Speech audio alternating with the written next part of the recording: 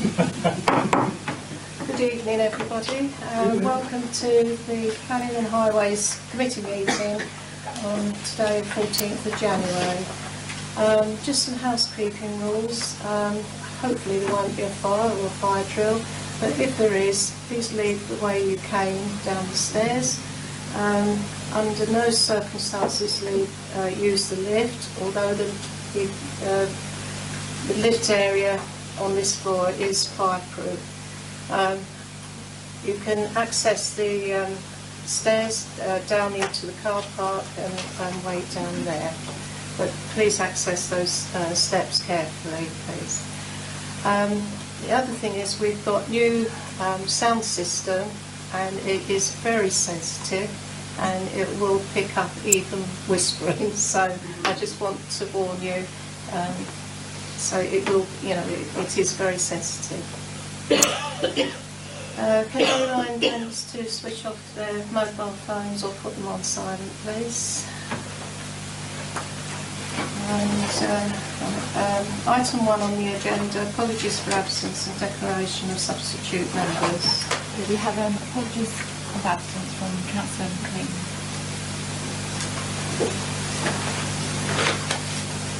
Thank you. Item 2, disclosure of interest. To deal with any disclosure by members of any disclosable pecuniary interests and interests other than pecuniary interests as defined under the Seaford Town Council Code of Conduct and the Localism Act of 2011 in relation to matters on the agenda.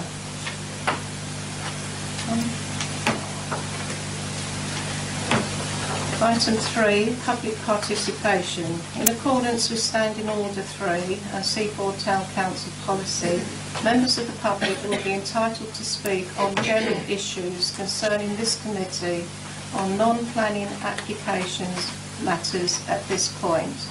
People wishing to speak on planning applications may do so immediately before each planning application. The only members of the public at this point want to speak on non-planning applications at the moment.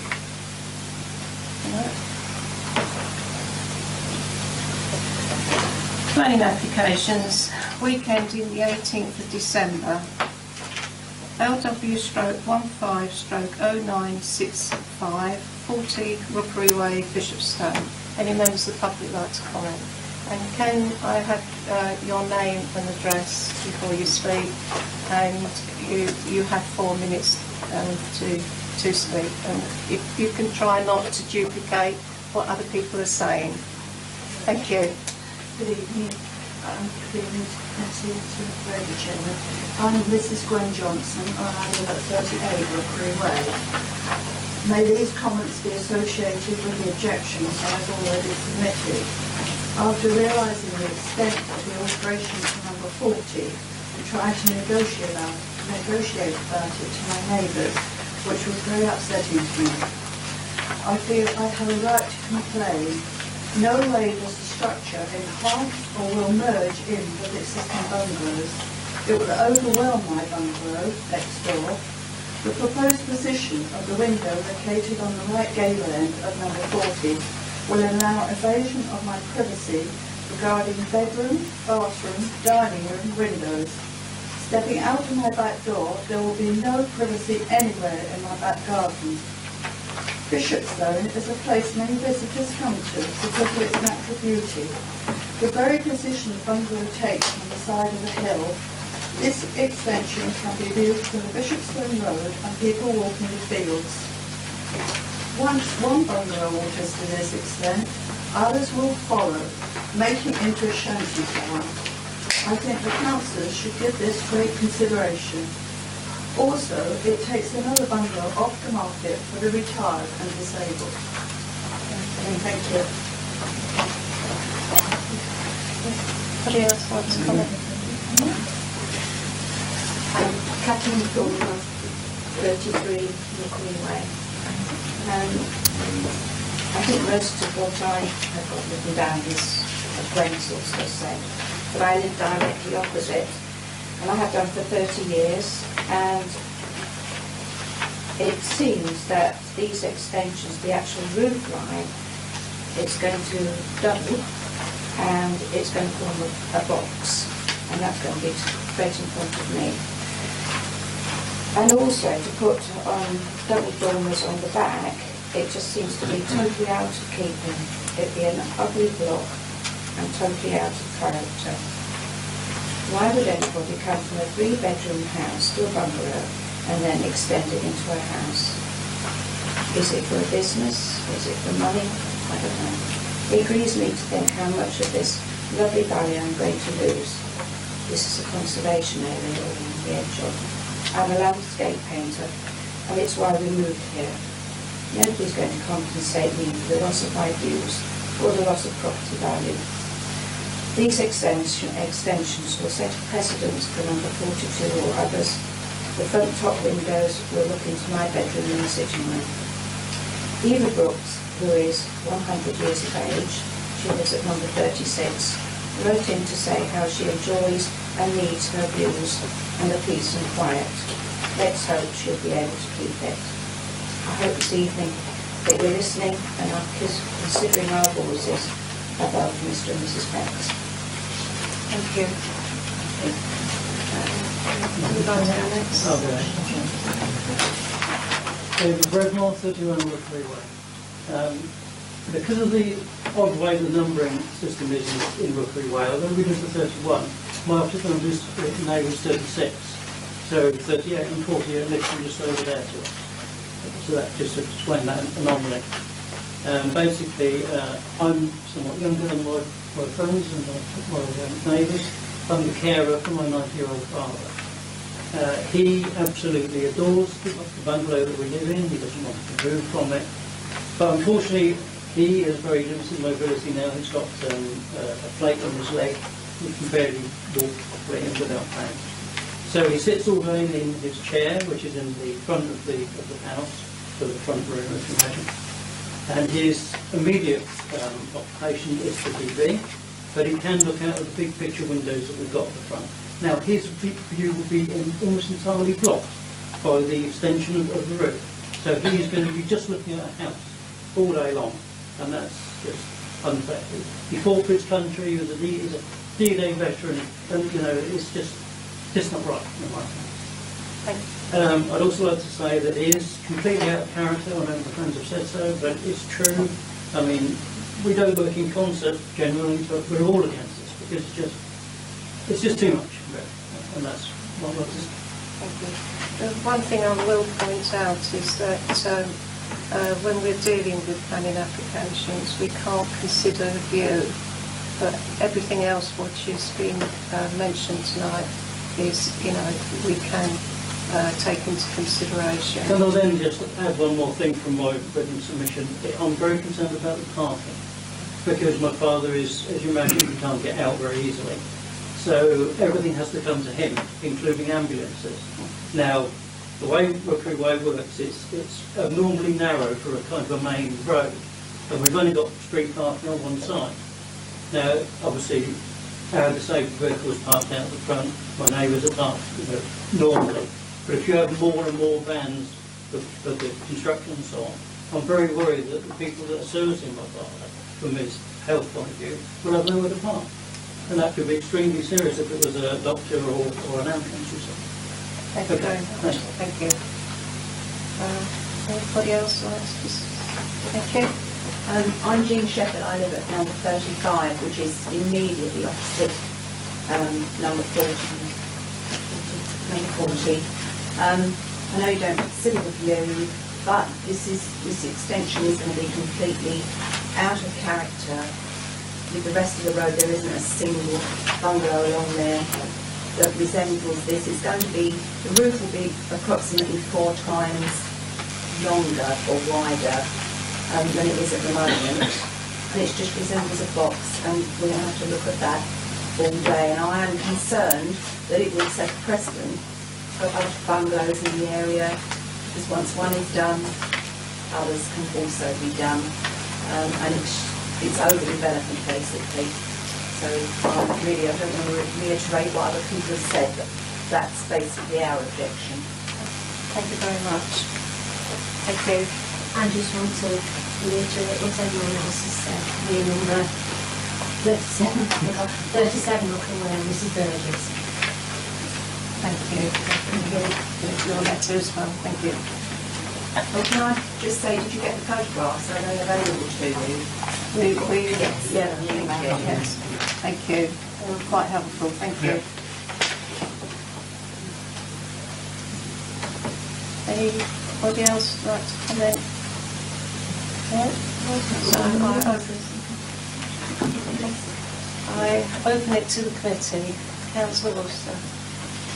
Yeah, I tried to approach this one with an open mind, and my first thought was the ridge line is no higher than the existing ridge line.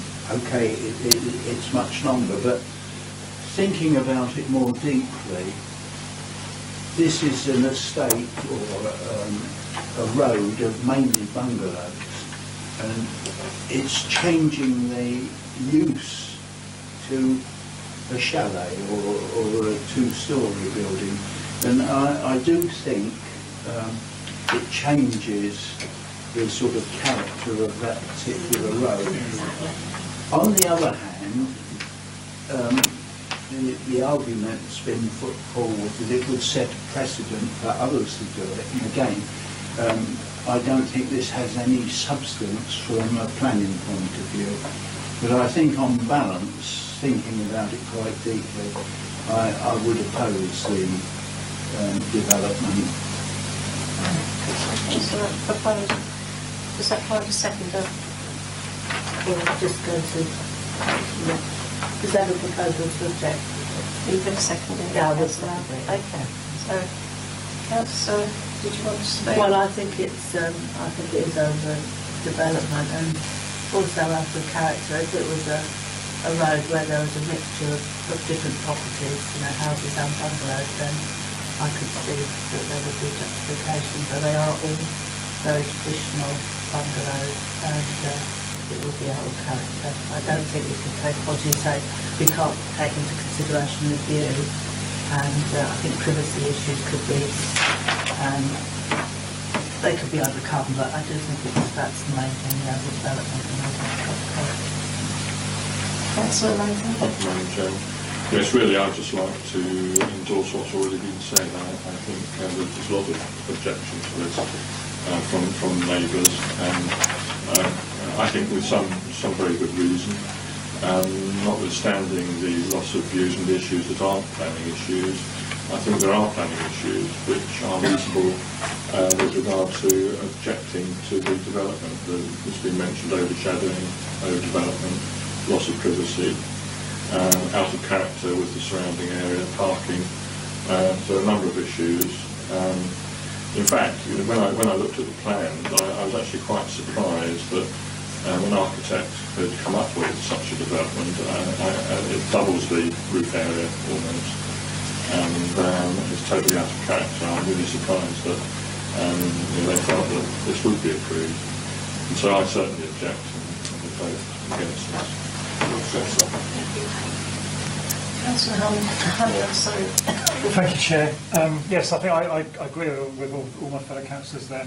I mean, when I looked at it again, I thought, is there a way around it? Has the architect sort of done something we haven't really noticed, or something, or is this missing something? But yeah, it does basically double.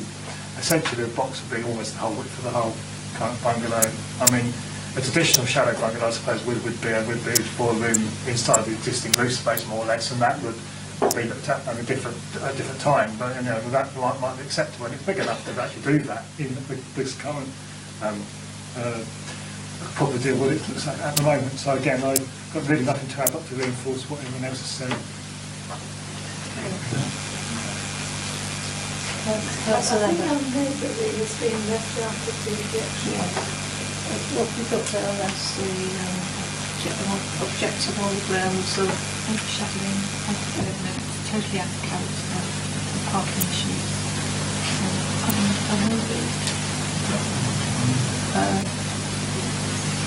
Can I suggest that we also object on the street scene on the east side of the road? you know, which they're all in keeping with one another. Is that agreeable to the proposal and seconder? Yes. Okay. So can I have a show of hands on objecting on these grounds, please? Thank you. And that's unanimous. Thank you.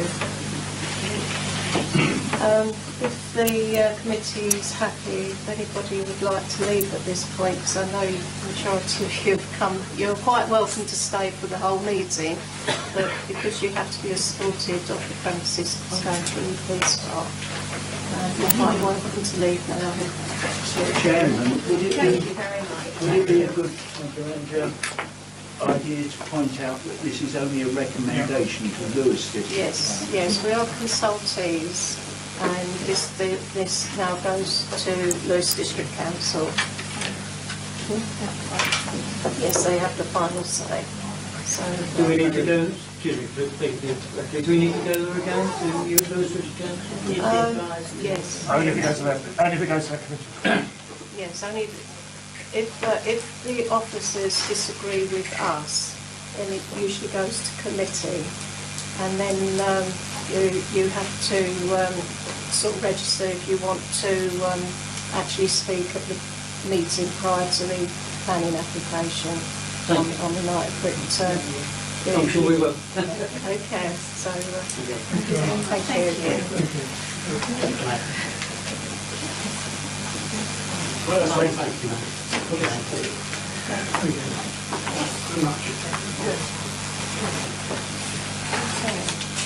Thank you.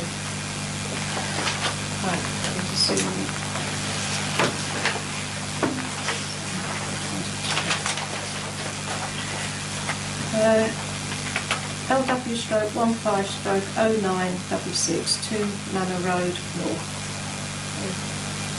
Councillor Long. Madam Chairman. And this is a first floor extension overlooking a large back garden. I have absolutely no objection to approve. Find a seconder. Councillor Conlon. I'm going to say, yeah, likewise, as Councillor Evans said, yeah, quite substantial, but there's substantial houses somewhere in that road anyway, so I'm quite happy. Anybody else want to come in? Can I have a show of hands of no objection? Thank you.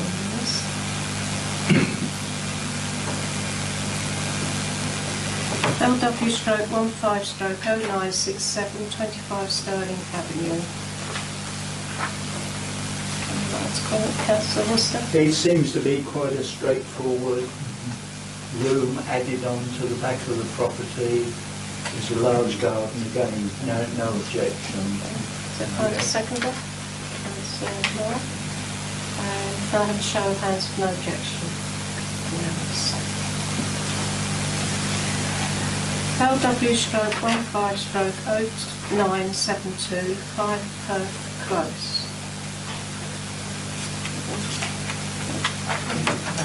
That's project.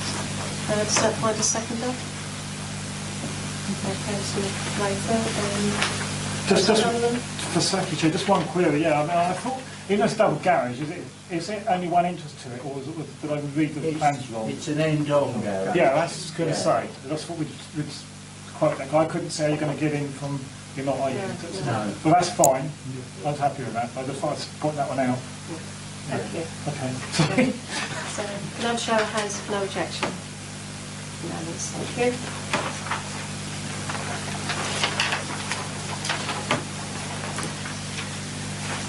No planning applications weekending the 25th of December. Planning applications weekending the 1st of January 2016. LW/15/0903 Land Southdown Road. Vermont. Southdown Road. Councillor. I had quite a good look at this one. The property is, I don't know when it was built, but it was obviously an infill between two older properties. And what did worry me was the site was actually quite small, you know. I'm almost surprised that they had permission for a house that size on it to begin with. There's very little land with it. And so I have got concerns, really, whether it is overdevelopment, really. it doesn't overlook anybody, and I suppose it's their land to do. But it's an enormous building on a very, very small plot, so Yeah. I was a bit concerned about that, I have to say. Although I don't think they're going any wider, they're sort of going up. And out now, going underground. Yeah, Down to underground, the underground, yeah. Councillor Latham, and then Yeah, having said that, I think it's a very tasteful proposal, and very much in keeping.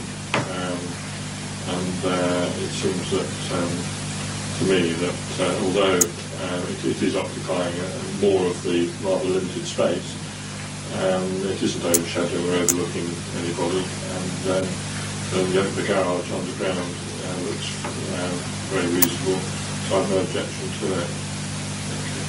Councillor. I was going to make the point that it doesn't really exceed the existing footprint, and with the underground garage, which I would have thought was going to be quite expensive, it's perfectly acceptable. Okay. So I've got no objection.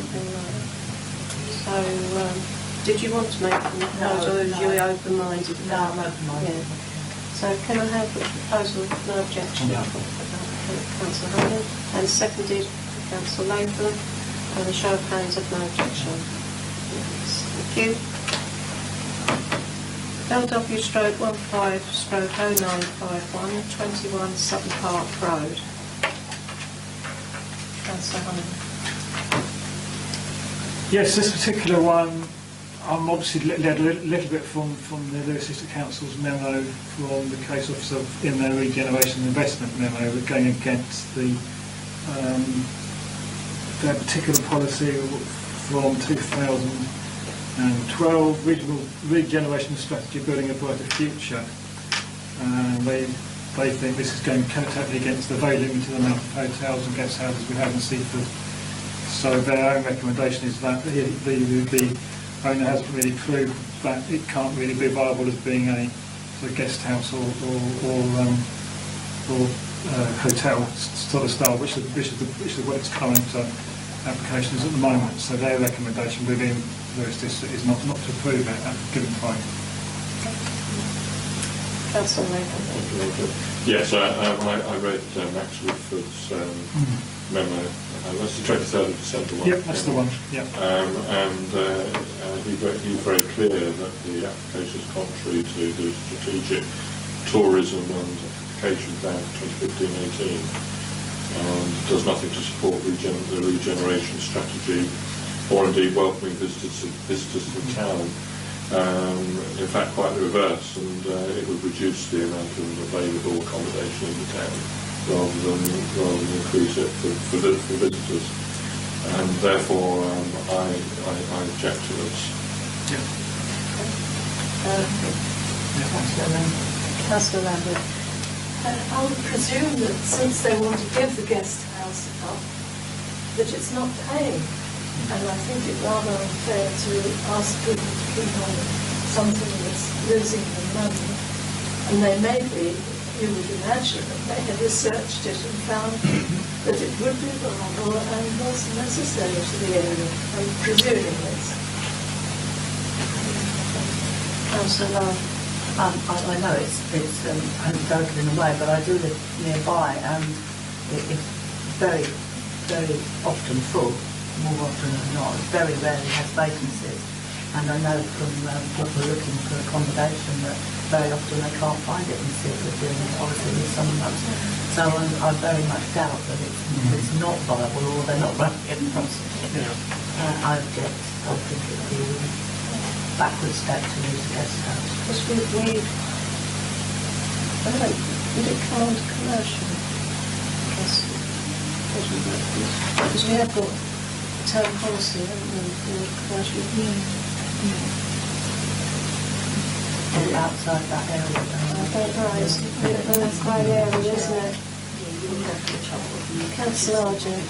The side part of this hotel or motel or whatever it is privately rented anyway. It's all part of it, but they rent it out. And like Councillor Penny said, very often when you go past, because I look there, I know quite friendly with the old owners, it's got no vacancies. Councillor Worcester. Do you have to prove that a business is losing money to actually get a change of use? I mean, that is the information in the Miss Memo does. in the memo that was read out. I don't think so. No.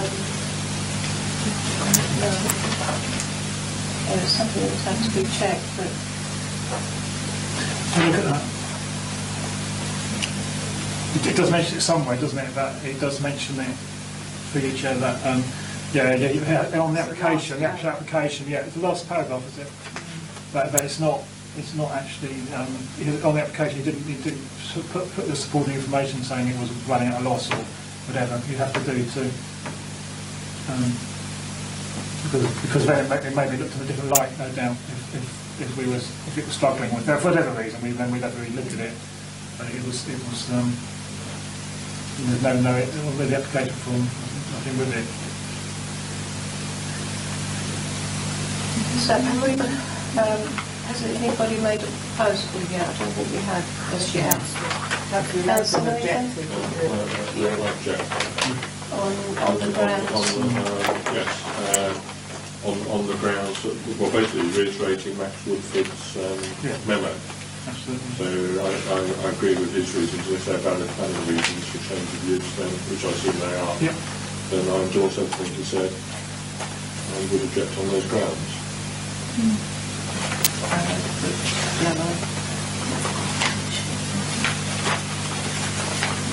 And I suppose we can put our own comments saying that the loss of accommodation within the town. In fact, the retrograde, as Councillor Lowe said, the retrograde step reducer of the accommodation in the town.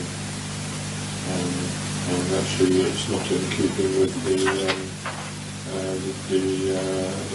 council's strategic plan.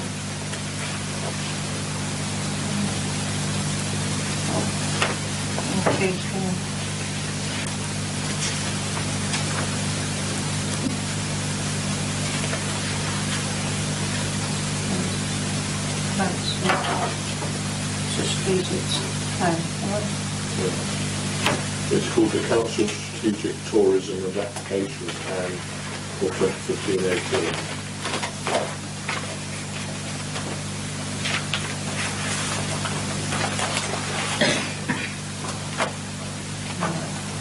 Something on the table.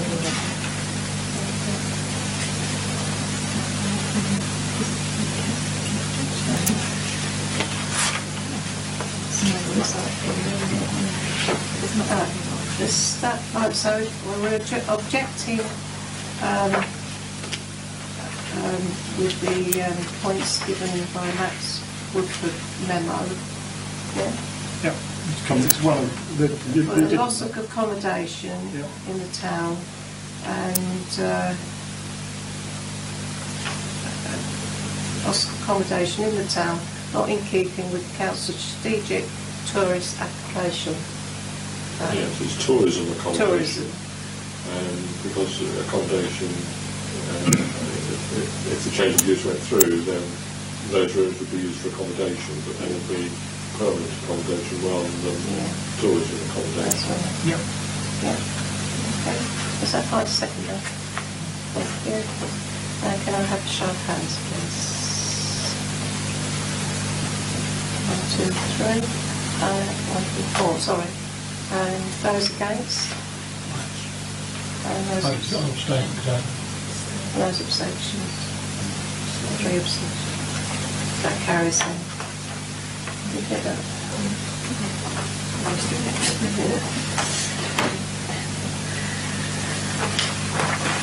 Right.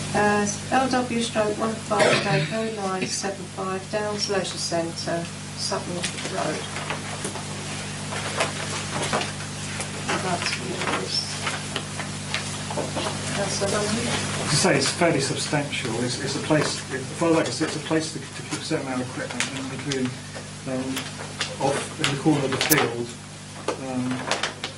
And it's in like a secure area, as far as I insist. But, I mean, again, we can't talk about views. It would block the view from their own building anyway, which backs onto the east. I don't think we'd find it hard to actually turn this one down. The case is quite strong. Councillor Logan. Thank you, Rachel. I support this proposal. I think the more opportunity there is for residents of Seaford to receive MRI, the better. And presumably the more often it's done, the cheaper it will become. And if you have to have one privately, then it becomes in reach of more people. So it's a good thing. I noticed in the application a very, very thorough document entitled Medical Coaches World-Class Craftsmanship, Worldwide Reputation Site Planning Guide. Now, it's quite, well, it's very comprehensive. It's quite amazing, really, how much consideration there is regarding the services and the necessary foundations for this. It's a very large piece of kit, a very heavy piece of kit.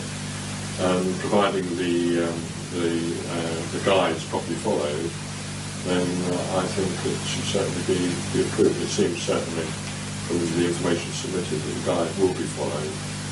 I think the guide probably is an American guide, but the principles will be the same wherever the unit is located. So certainly I would suggest that we approve this. Any other comments?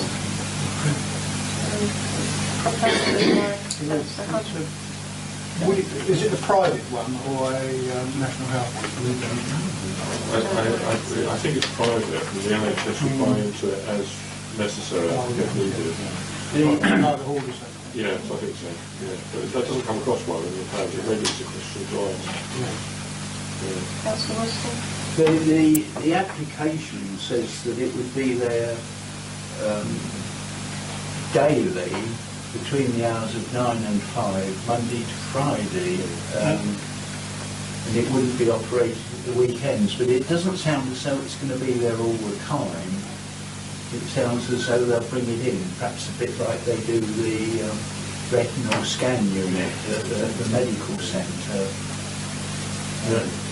We're basically approving the hard standing for it, rather than the actual use of the actual MRI machine. Right. So And all the services related to it. Yeah, I imagine it needs quite a healthy electricity supply to make all that noise. right. So that proposal by Councillor Hummerman with no objection, seconded by Councillor Latham. So can I show hands of no objection? It's unanimous. Thank you.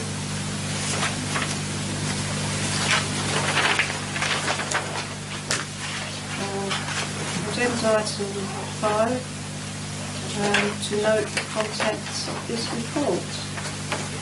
And I think you'll find we're full of agreement, the LDC are in full agreement with us for a change. Yeah, we've got a pat on the back, I would think. So if noted, okay. And that concludes the meeting at 7:29.